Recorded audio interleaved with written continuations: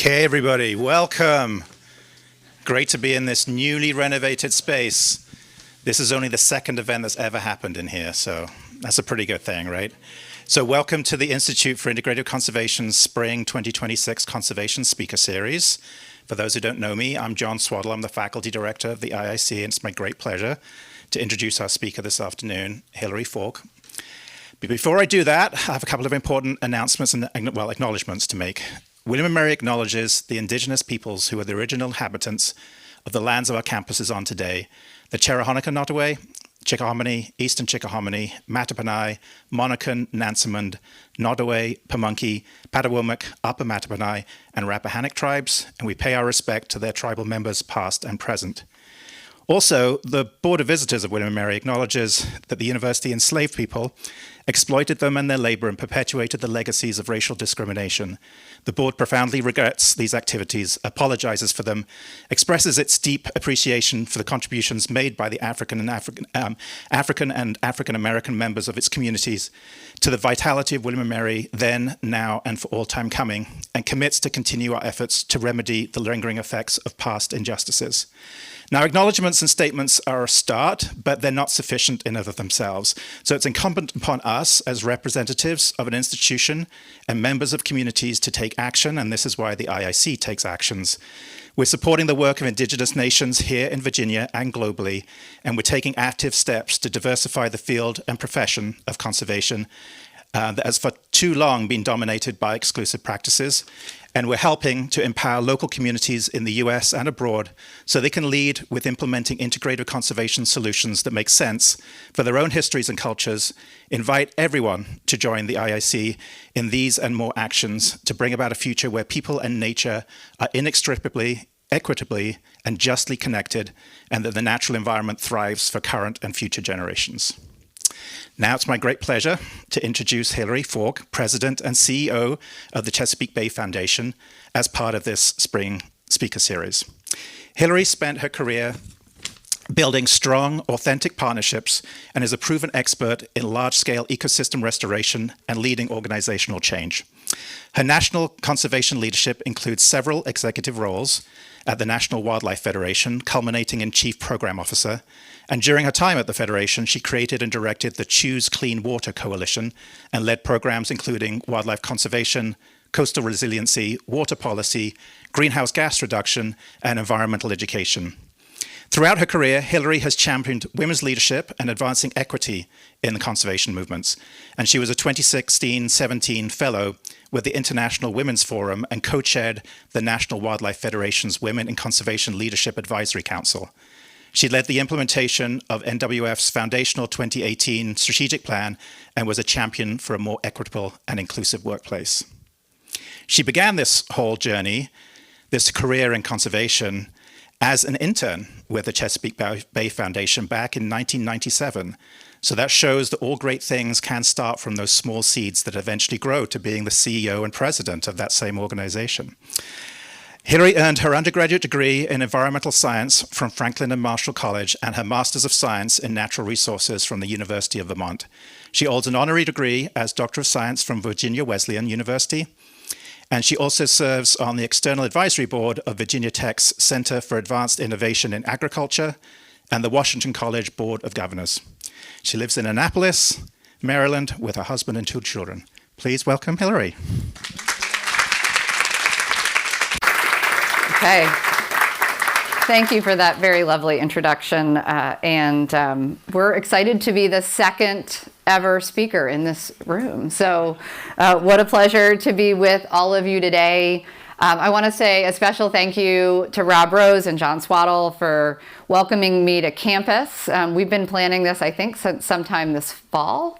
And it's just a real pleasure to be with the next generation of conservation leaders. And that has been the through line through every conversation today. And so it is just wonderful to be here.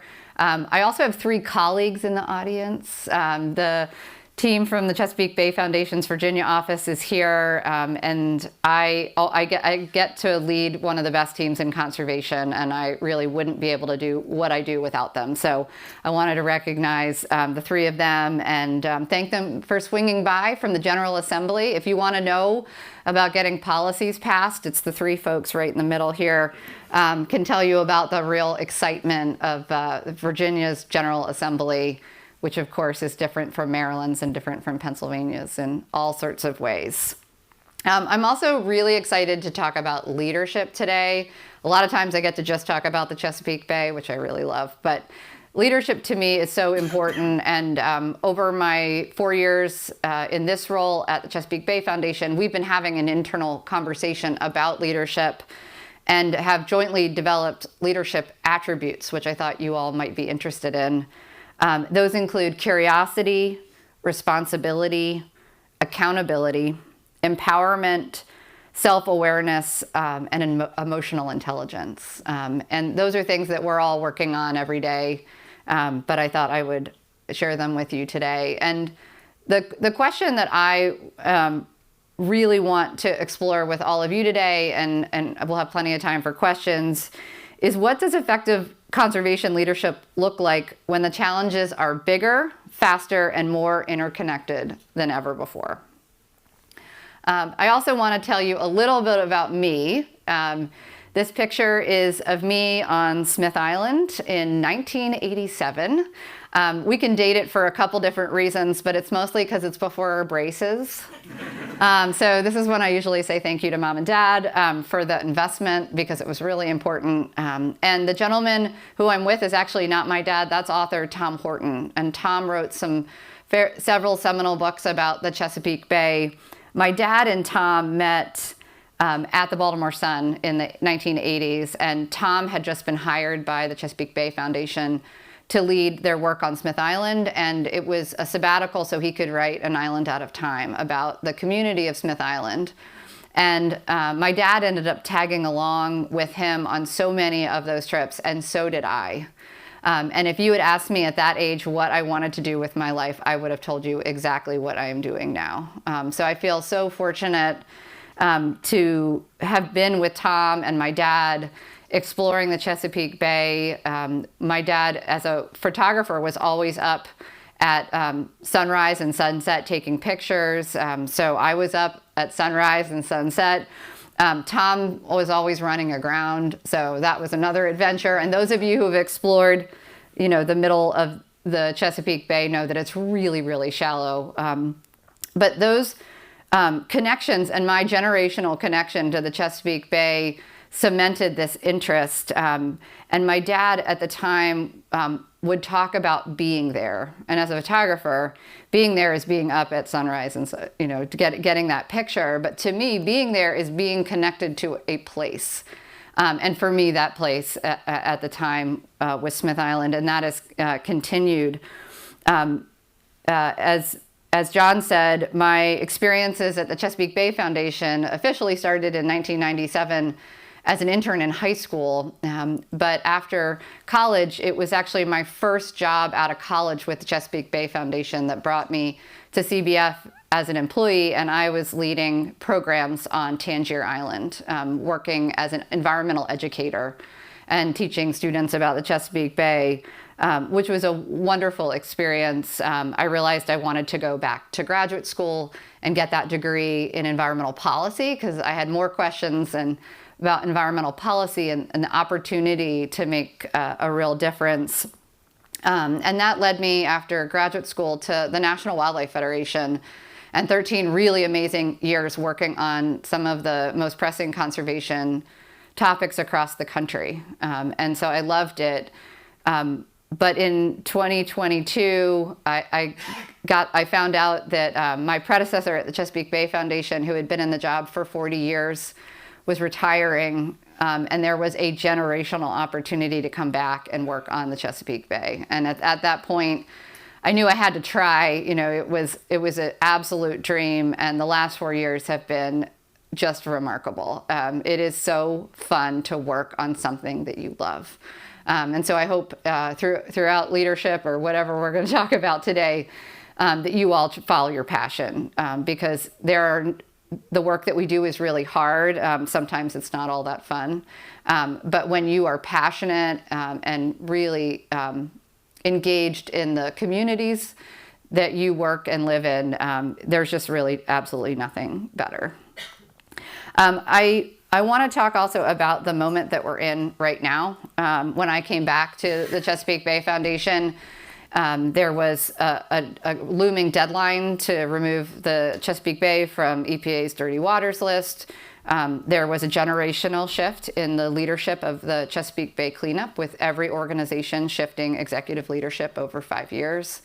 There was a racial reckoning in this country, a pandemic, and a few other things that we were managing through transition. So I knew that I was coming into an organization, a community, and a world that was in a significant transition.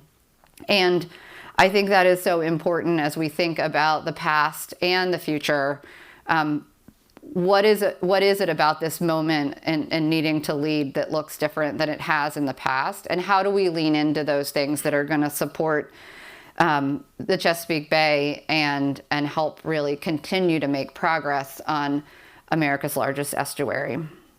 A couple expectations for today. This is not a history lecture. Some of you are like, oh. Not a technical briefing, but really an exploration of 20th century leadership and 21st century leadership and where we need to go next, and how all of you can be part of that next role in saving the Chesapeake Bay. So I wanted to do just a little bit about my favorite estuary. The Chesapeake Bay watershed starts up in Cooperstown, New York, for you baseball fans, goes all the way over to West Virginia, and then as far south as Virginia Beach. It is 64,000 square miles. The one fact that's not up here that is my favorite fact about the Chesapeake Bay is that it has got a 14-to-1 land to water ratio. So we have a whole lot of water and pollution that it carries flowing into this little puddle that we lovingly call the Chesapeake Bay. It's also home to more than 18 million people. It's got 3,600 species of plants and animals, and is one of the largest estuaries in the world and the largest estuary in this country. It has the 6 states in the District of Columbia all manage the Chesapeake Bay, which makes for some real excitement. My colleagues in the Great Lakes will tell you that 2 countries is harder, but I would put 6 states in the District of Columbia against any other water body in this country and possibly the world in terms of complicated management structures. And it has some pretty significant challenges. The one that certainly gets a lot of attention these days: climate change, warming waters, sea level rise, and extreme weather. That picture to the left is I believe, Smith Island, right after, really, it could be any day, but in this case, after a storm. Population growth. When the Chesapeake Bay cleanup started in earnest in 1983, there were 12 million people in the Chesapeake Bay watershed, and now we're 18 to 19 million people. It's a great place to live, which is the good and bad news. Population growth and agriculture, cities, and development have all changed the landscape dramatically. I was talking earlier that we can regulate point sources, so sewage treatment plants, most of the time. We're having a tough week on that topic. But non-point source pollution, or pollution running off of cities, towns, and farms, has been elusive in how we manage it, incentivize stopping the pollution from those sources. And there are really persistent gaps in wastewater treatment. I mentioned the Potomac spill this week. Last year it was Baltimore. I mean, we have made so much progress on wastewater, and that's where we've seen dramatic differences in water quality in the Chesapeake Bay. But with aging infrastructure, we have some big problems in this country that we need to grapple with. We also have some really great progress, real improvements in clean water. We've seen historic numbers on oysters. It's one of my favorite things to celebrate. oysters are amazing and filter the bay and are incredibly tasty and stop wave action from climate change. It really doesn't get much better. So building on that success, grass beds are coming back. Sometimes not the same grasses as we had before, but seeing those grass beds, the nurseries of the Chesapeake Bay, and other species returning. I love when people find a dolphin when they're out on the bay and they want to call. I get lots of text messages, like from friends and family, like, I just saw a dolphin. And, you know, I'm not sure that that is a direct indicator, but it makes people really happy to see dolphins and other species that they haven't seen before, just, you know, around the Chesapeake Bay. I was giving a talk at Virginia Wesleyan, and one of the gentlemen I met was a police diver on the Lafayette River. And he told me it was the cleanest he'd ever seen the Lafayette. And he had seen it through a lot of many years where he could not see very much, and certainly not to the bottom. But we know there are overall persistent gaps, and it's not where we want to be. And so we can hold both the bay's failure and successes and agree that we have a lot of unfinished business and work to do as a community. A little bit about the Chesapeake Bay Foundation. The Chesapeake Bay Foundation was founded in 1967 with a simple mission to save the bay. What started as five staff is now 215 staff across the watershed, with offices in Pennsylvania, Virginia, Maryland, and a robust team focusing on the federal level. We focus on science-based advocacy, restoration, education, and of course accountability with our litigation team. And, you know, as a nonprofit focused on large-scale ecosystem restoration, bridging science, policy, and people, and holding systems accountable while we also stay really focused on solutions. And of course, this is a big challenge for mission-driven organizations, where we can need to operate across political differences, sectors, and generations. And those are really critically important to the work that we do. So I want to start and talk a little bit about 20th century conservation leadership, because a lot of really great things happened in the 20th century. And I start with this picture of the signing of the first Chesapeake Bay Agreement in 1983. It was the first time we had DC, Maryland, and Virginia all come together to agree to work on the Chesapeake Bay. And this was a huge moment coming out of a study that showed that the Chesapeake Bay had some significant challenges. And to have the federal government, the states in DC come together and say that they were going to work together was at its time a really big deal. And I think we still see this as a moment and a starting place for the Chesapeake Bay cleanup that has continued now that Executive Council includes governors from upstream states, and is looking at not just voluntary solutions, but regulatory ones, and trying to figure out what is the role of the states and the federal government in all partnering together to restore the Chesapeake Bay. And I think it's one of the things that makes the Chesapeake Bay cleanup so special and unique, and also what adds to its complexity. A couple other things happened in the 20th century around conservation. I think some of the things that really stuck out to me were the banning of DDT, and we saw that as so important, especially to bird species, but human health. A moratorium on commercial whaling, the Clean Water Act with a real focus on wastewater, and the Clean Water Act Section 117, which also focuses exclusively on the Chesapeake Bay. A lot of protecting places that mattered, including the national park system, early restoration of wetlands and oysters, and understanding the role that those species were playing in water quality improvement and protection of communities. And then finally, science, really understanding the nation's largest estuary in the case of the Chesapeake Bay, and how we might start to really understand the challenges so that we could come up with solutions.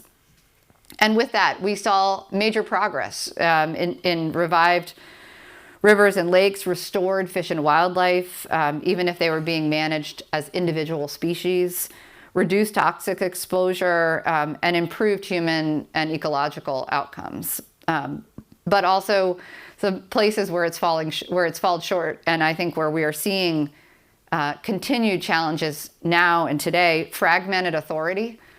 One of the biggest challenges, and those who are in environmental policy classes know that when you're looking at environmental policy, you need to figure out if you're talking about a local jurisdiction, if you're focusing on a state issue, or if you're talking about Clean Water Act jurisdiction. These are all held by different agencies, and so coming up with solutions to that is pretty complicated.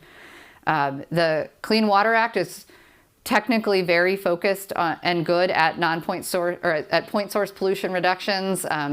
It needs some work on non-point source pollution, and those challenges continue, especially as we look at a watershed that's so diffuse in the way that the Chesapeake Bay watershed is.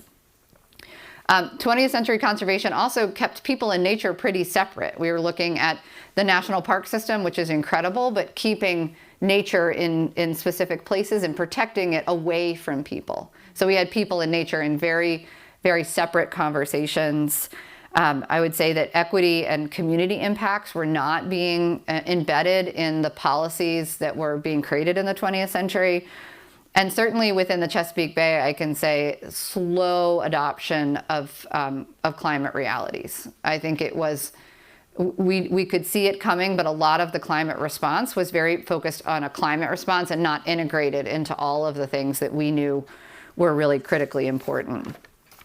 And so when we shift into what I think really needs to focus for 21st century conservation, you can see that leadership today and policy today is less about command and control, although that's still incredibly important, but about coordination, accountability, and durability of the policies and systems that have been created.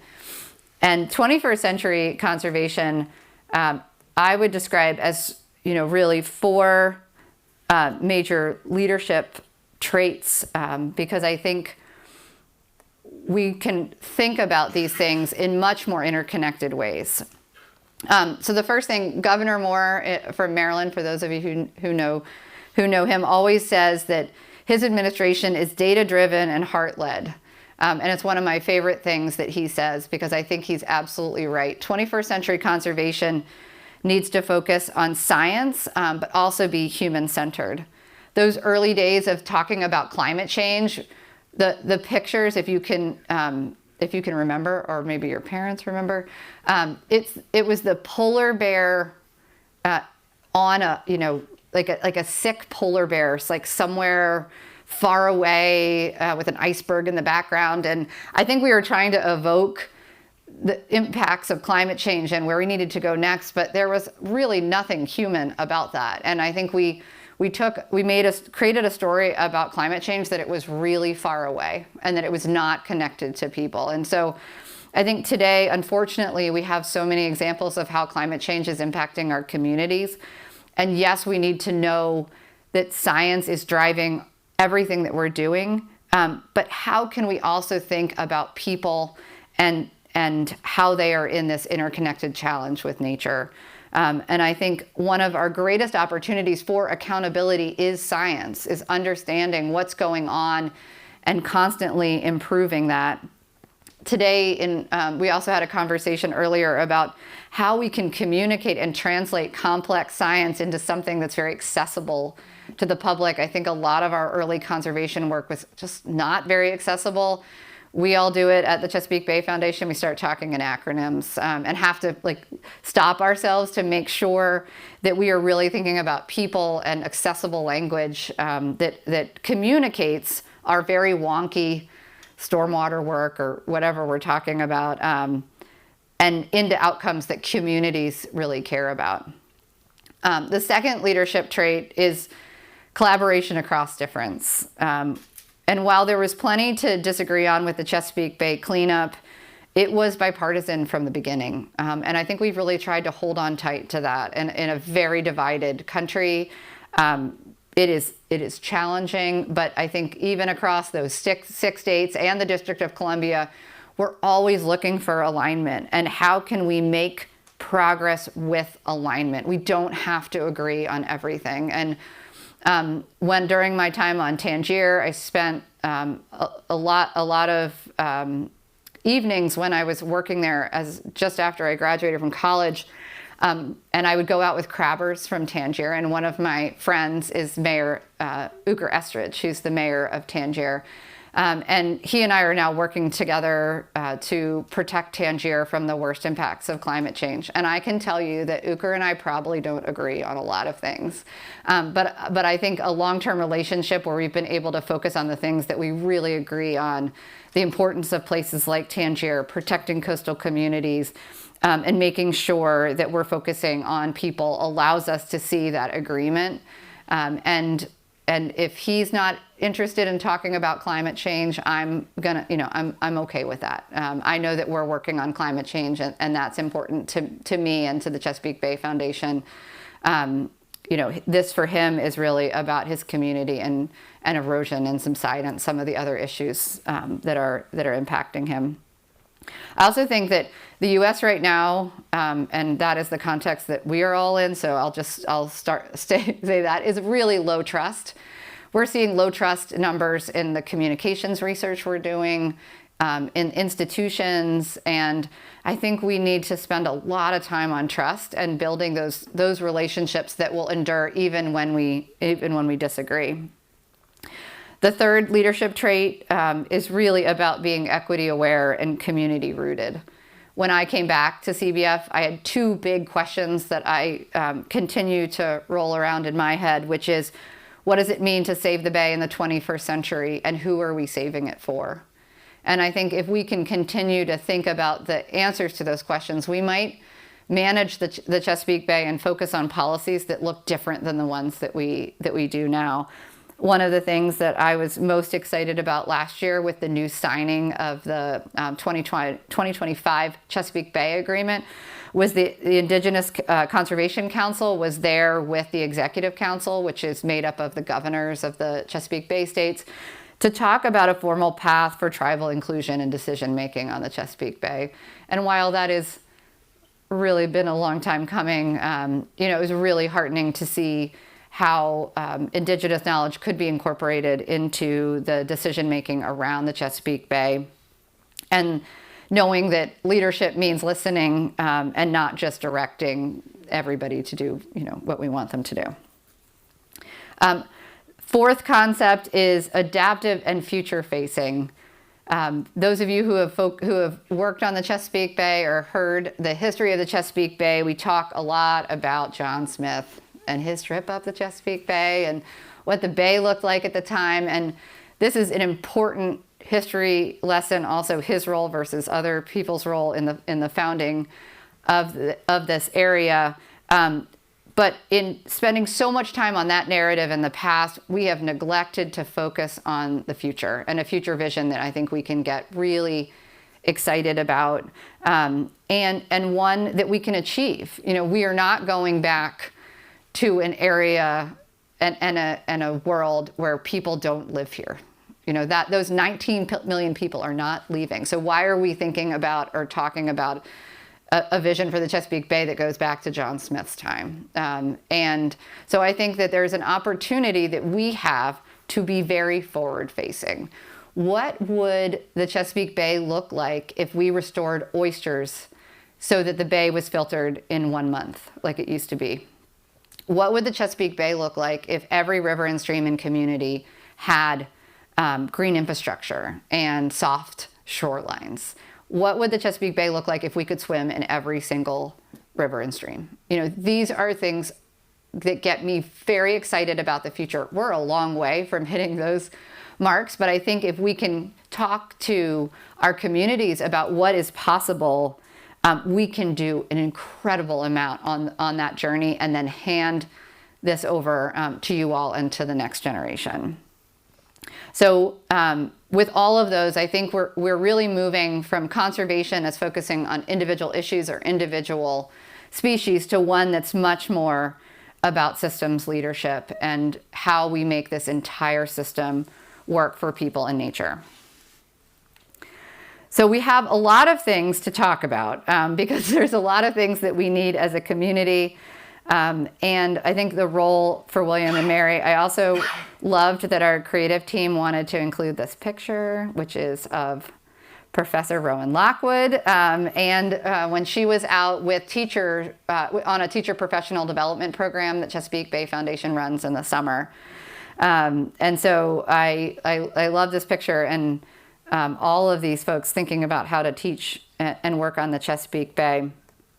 But I think where leadership shows up is with each of you and where you're headed in your own time here at William and Mary and after it. And so I wrote down all the things that I hope for all of you and what we need you all to do to help us in the Chesapeake Bay. For the folks who are working on policy, that one's easy. What can we learn from our past mistakes? And where can we build alignment and coalitions to win the day on the most important policy issues ahead of us? For those of you who are interested in science and really studying and doing research, how can we keep up with a changing world? And how does science need to change when so much is changing in the world? You know, we can't look back 30 years anymore and know that the conditions that occurred in the last 30 years are going to be the conditions of the next one. So what is science? How can science adjust to meet the challenge of a rapidly changing world? And where can we connect new dots across scientific study to figure out and solve problems that we haven't been able to solve to date? For the next generation of business leaders, I want to talk to you all because we need you all to make a lot of money, but we also need you all to figure out how to make money and not make sure it's not at the expense of the environment. You know, what are those fields that are going to make money and going to make sure that we're building a healthy environment for the future? And I think there's so much within this. We talked today about economics and how, you know, when regulation can get us so far, we need economics to really fuel change. And so what are the new economic ideas that would get us to a profitable farm that also keeps all of its pollution on farm and doesn't pollute the local water body? So what does that look like? How do we make the systems change that need to do that? I'm sure there are some future attorneys in here.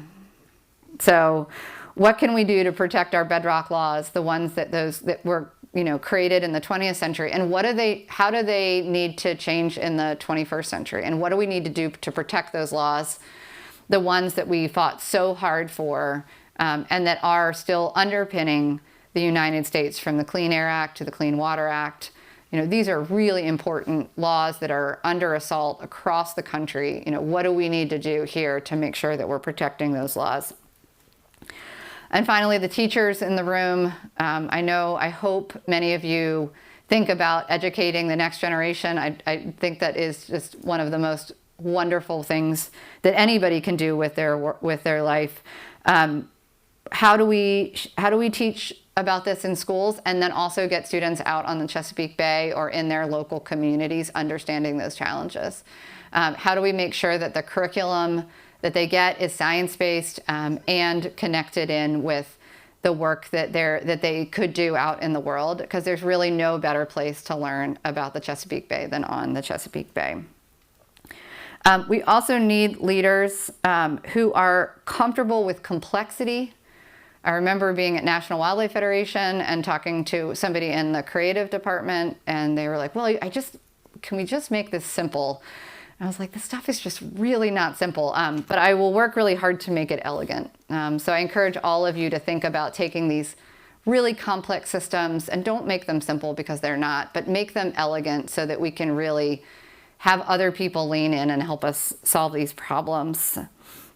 More than anything, I hope that you continue to be grounded in your place and your purpose. I love hearing about individual and many of your stories about that first time you were outside fishing hiking, all of those outdoor experiences that you have had or can make possible. I think there is so much potential to do that. And so I hope you will join me in a vision worth leading, which is a healthy and resilient Chesapeake Bay where people, plants, and animals thrive together, because I really believe a vision that we can all get behind is one that we can realize in the future.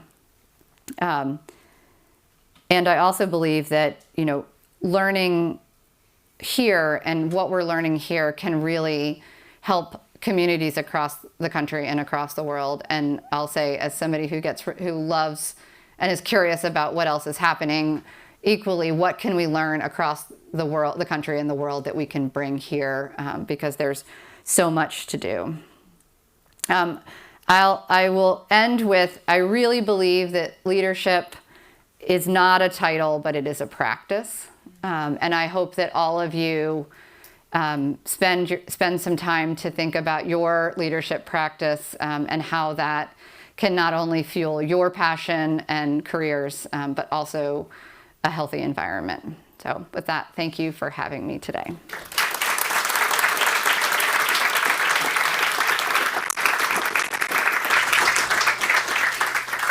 So we have some time for questions. Couple of rules for the questions. One is Kathy has a microphone, so when you ask a question, please wait for the microphone to get to you.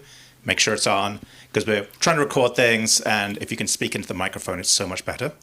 Second, for student questions, and we encourage student questions first, we have 3 giveaways for the first 3 students who ask a question. So exciting. So, a bit of incentive. Rob Rose, I know you are a student of life, but you don't count on this one. So, questions from anybody, please. Yeah, at the back there. Darius. Wait for Kathy's microphone. And you get a t-shirt. Yay. Hello, my name is Darius. Darius, can you stand up for the camera? Stand up? Yeah, is that okay? If you can, that'd be Hello, great. Thank you. My name is Darius. I'm a coastal marine science major. My question is, so you briefly mentioned your time in the World Wildlife Federation, and I wanted to know what was your role in doing policy there? Like, what were some of the things you had to do there? Yeah. Thank you.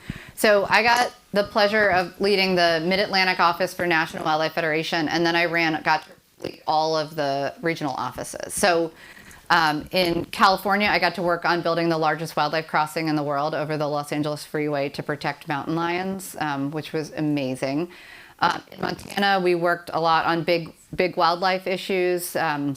So that was wolves, bears, what kind of people think about as wildlife. And that work was incredible. And that was in partnership with tribal nations in Montana. In Texas, we worked on monarch migration. And that was exciting to think about the corridor from Mexico to Canada. In Louisiana, we worked on the Mississippi River Delta and the work to make sure that there was land building, not land loss, in coastal Louisiana with a coalition of organizations. The Great Lakes, offshore wind, and then in the Chesapeake Bay, a lot of it was coastal adaptation, resiliency, and climate work. So it was so many of the biggest environmental issues I got to touch. I never got to work as deeply as the teams did, but working, I really have such an appreciation for what conservation looks like across the country, because it's really different than it is here, and some fantastic things to work on. Okay, another question. Chloe here. Also win a t-shirt. I was wondering, so you said that the Chesapeake Bay Foundation uses solutions that are based in science, and also how our definitions and understandings need to evolve. So how has that definition of science-based solutions changed over time, especially as you try to incorporate more knowledges that have historically been excluded from, like, what is science over time? So that's a great question. And I think maybe most importantly, we see science as holding everybody accountable for what needs to change. And so I think making sure that understanding that science could mean a lot of things. You know, I talked about my friend Uker on Tangier. You know, he has an incredible amount of science knowledge working on the Chesapeake Bay. So, you know, how can that complement our understanding of science? And I think as long as all of that information is coming in, and that is what we're learning as an organization and trying to get better, so that we can so that we can help policymakers and others build better science. I think the new Indigenous Council for the Chesapeake Bay is going to help the Chesapeake Bay clean up at a higher level, incorporate Indigenous knowledge in a way that it has not been. And so I think there's some more opportunities to partner there to make sure that at the highest levels of the Chesapeake Bay cleanup, we are thinking about how knowledge is going to build our understanding of the world and how we can do better as a community at implementing those solutions. Amelia?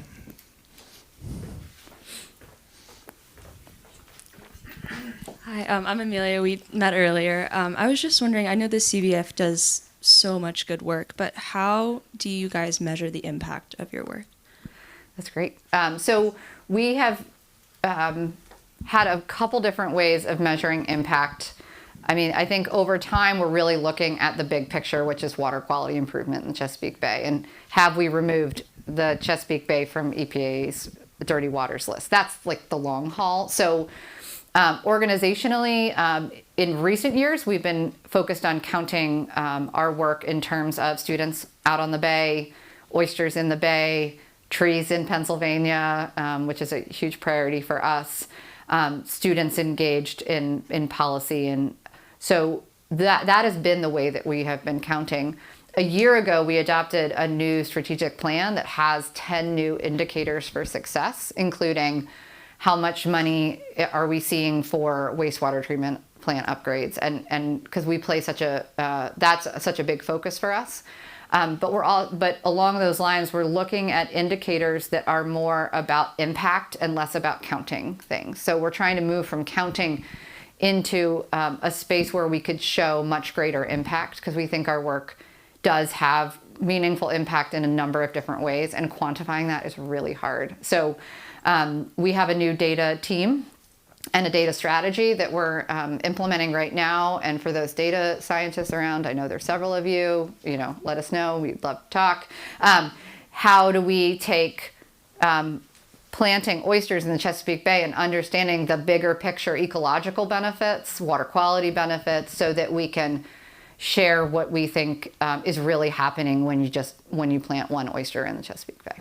So definitely an evolution of our thinking, and a lot of work to do, because we have so much data, and now we've got to figure out how to harness that to better help with sharing that with the world. The other thing we're doing is teaming up with the University of Maryland Center for Environmental Science.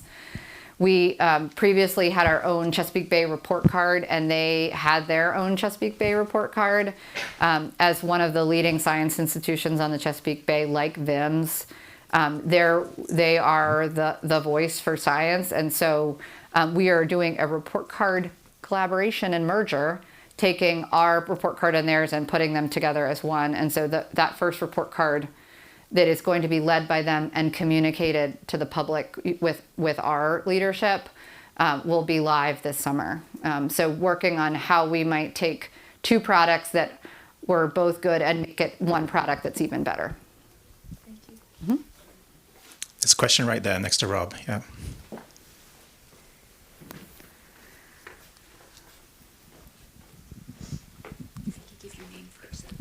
Hello, I'm Alex. I'm a junior. Thank you so much for your time today. I really enjoyed the presentation. Just today you spoke a lot about different dynamics that the Chesapeake Bay faces as a whole, whether it's a living system, fragmented policy sphere, low trust within our society, and the need for a forward-looking vision in the next 30 years. How will the Chesapeake Bay Foundation effectively address these issues in the next 30 years, and what will the message be? Love it. Okay, so let's start with message. I think one of the things that we have not done well as a community is paint that picture of that vision for the future. Like if you close your eyes, I don't know that everybody could picture what we're talking about. So I think one of the things that we're really excited about is we've been doing a lot of communications and research, polling, talking to folks about what they think about the health of the Chesapeake Bay, and also working with our scientific community and storytellers to paint that vision. So I think part of it is anchoring a story of possibility. If you hear the story of the Chesapeake Bay these days, you'll hear two stories. One, we're killing it. The other, it's a complete failure. Neither of those are true. Not true. So how do we show the public a path to success? And so I think that's the other thing we can do. We have talked about restoring the Chesapeake Bay and getting it off of EPA's dirty waters list. Okay, so that's a big path. That's a long way. How could we remove each river and stream from EPA's dirty waters list in something we call delisting, so taking those rivers, so that we can show how delisting every river and stream would get us to a clean and healthy Chesapeake Bay. So what is the roadmap? So I think we can do a better job on the roadmap. And then I think the other thing that we're learning a lot about right now is the interplay between oysters, living shorelines, and underwater grasses. So how can we focus on putting projects together that will layer conservation techniques? And what the science community tells us is that there will be tipping points where we will see all of these things finally work in a specific geography. How can we show people, not tell them, but show them what success looks like using different examples? And so I think putting those all together, the fragmented policy landscape, I'm not sure we're changing that.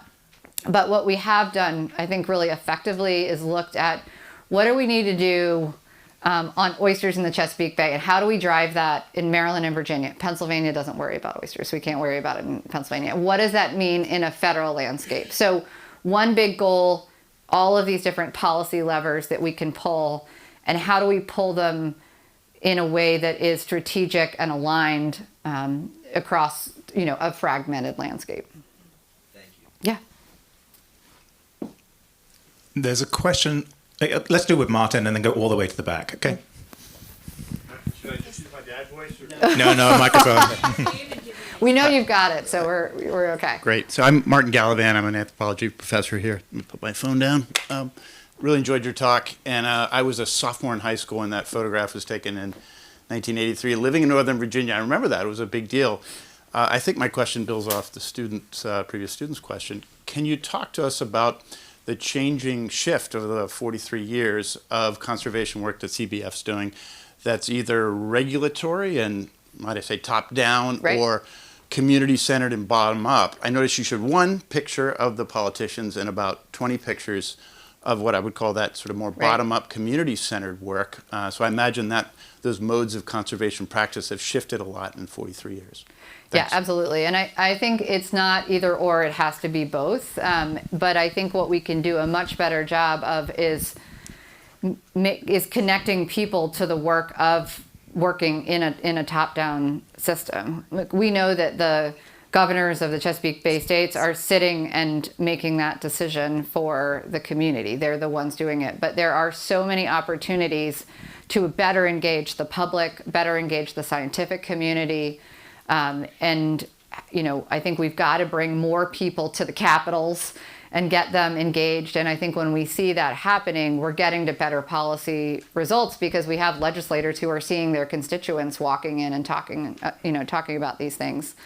But I think with the fragmented landscape, we have to work. And I would tell any one of you, a lot of change happens at a county level. Like, you would be amazed at how much policy is made. So how can we make progress at a county level, at a state level?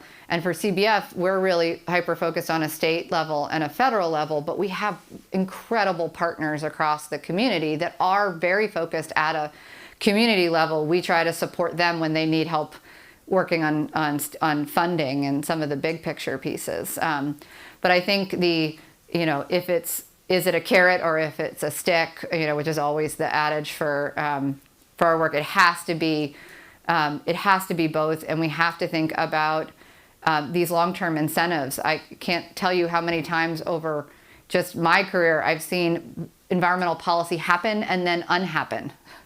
The next administration comes in, they're like, well, this isn't going to work. And we need to work on engagement and durability as a central issue. We can't continue to have to do and then undo things. So I would make the case of anything of bringing the public with us and listening to what people need in their lives to improve our work, and at looking at durability as one of the biggest issues facing our community. There's a question all the way at the back. Hi, I'm Claudia. And I was wondering if you could talk a little bit about the Menhaden issue and what's the current status of that and what CBF's role is in terms of advocacy right now. Yeah, I need to call up Chris. We almost had a little bet that would be a Menhaden question, actually. We did. So how many people in the audience know what a Menhaden is? Oh, that's pretty good. Okay, we're getting that. So you probably haven't heard of Menhaden because, for those of you who haven't heard of them, because they are an oily, stinky fish that is usually in a crab pot. And I will not do this justice, but because Chris is here, he can correct me if I'm wrong about anything. The fishery has existed for a very long time, but it has become unsustainable in Virginia, and there is no other state up and down the East Coast with inland waters where what is called a reduction fishery is occurring. A reduction fishery takes Menhaden in these really massive nets with spotter planes and removes that fish using these huge vacuums that basically take Menhaden and all the fish that are in the net and takes that catch and then grinds it or reduces it into fish meal. And then it's sold into a company that's owned by a Canadian-based company. And while Maryland catches Menhaden and uses it for bait, Virginia does that and has this reduction fishery. What we are seeing up and down the Chesapeake Bay are massive warning signs from fish that from starving osprey chicks, which are one of the birds that eat it. We are also seeing challenges with other fisheries and fish that eat Menhaden. There was a researcher in the 1800s that said every fish in the Chesapeake Bay is Menhaden in some form. So we are really concerned about the complete loss of the base of the Chesapeake Bay food chain. There's a single company that is doing this reduction fishery, and we don't know how many Menhaden are in the Chesapeake Bay. And so what we have called for is a pause on the fishery until we better understand the science.